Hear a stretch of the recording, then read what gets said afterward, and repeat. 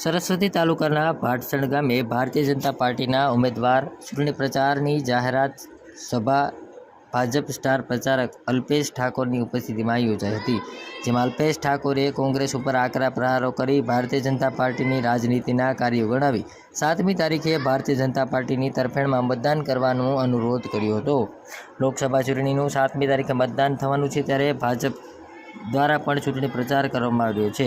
પાટણ જિલ્લામાં ચૂંટણી માહોલ બરોબર જામી રહ્યો છે। સભાઓ અને બેઠકોનો દોર શરૂ થયો છે, ત્યારે આજે ભાજપ પાટણ જિલ્લા સરસ્વતી તાલુકા ભાટસણ ગામે પાટણ લોકસભા બેઠકના ઉમેદવાર ભરતસિંહ ડાભીની ચૂંટણી પ્રચાર માટે જાહેર સભા અલ્પેશ ઠાકોરના અધ્યક્ષસ્થાને યોજાઈ હતી। અલ્પેશ ઠાકોરે કોંગ્રેસ ઉપર આકરા પ્રહારો કરી જણાવ્યું હતું કે કોંગ્રેસ પાસે ચૂંટણીલક્ષી કોઈ મુદ્દા જ નથી, માટે અલગ અલગ વાતો કરી રહ્યા છે। ગુજરાતમાં છાસવારે કોમી હુલ્લડો થતા હતા। કોંગ્રેસ પાર્ટીએ ભારતને લૂંટવા સિવાય કંઈ કામ કર્યું નથી। આ લોકસભાની ચૂંટણી મારી નથી, તમારી નથી। આ ચૂંટણી આપણા આવનારા ભવિષ્યની ચૂંટણી છે। આ ચૂંટણી વિકાસની ચૂંટણી છે। કોંગ્રેસનું કામ હોબાળા કરવાનું છે। અલ્પેશ ઠાકોરે જણાવ્યું હતું કે આવનારો યુગ મોદી યુગ છે, ક્યારેક દરેક લોકોએ નરેન્દ્ર મોદીને જીતાડવાનું નક્કી કર્યું છે।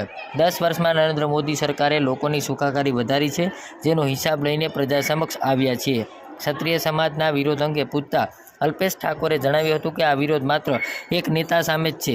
ભારતીય જનતા પાર્ટી અને નરેન્દ્ર મોદી પ્રત્યે આ સમાજને ખૂબ જ સામાન્ય ગણી રહ્યા છે। દરેક સમાજના લોકો નરેન્દ્ર મોદીને પ્રેમ કરે છે। ગુજરાતની જનતાને ભૂતકાળનું ભ્રષ્ટ શાસન, અણઘડ વહીવટ અને તોફાનોવાળું ગુજરાત જોયું છે। નરેન્દ્ર મોદીના શાસનનો દેશ અને ઊંચાઈઓ સર કરી રહ્યા છે। ગુજરાતમાં કોંગ્રેસના શાસનમાં છાસવારે કોમી હુલ્લડો થતા હતા। હવે દેશ ગુજરાતને તેમણે લૂંટવાનું જ કામ કર્યું છે। 70 વર્ષ સુધી કોંગ્રેસે કામ કર્યું હતું। કોંગ્રેસમાં જોડાયા બાદ માત્ર 1.5 વર્ષના સમયગાળામાં જ હું થાકી ગયો, એટલે ભારતીય જનતા પાર્ટીમાં જોડાઈ ગયો। નરેન્દ્ર મોદી એક યુગ પુરુષ છે, માટે હજારો કોંગ્રેસના આગેવાનો, કાર્યકરો ભારતીય જનતા પાર્ટીમાં જોડાય છે, ત્યારે હું તો એ સમયે એક બાળક હતો।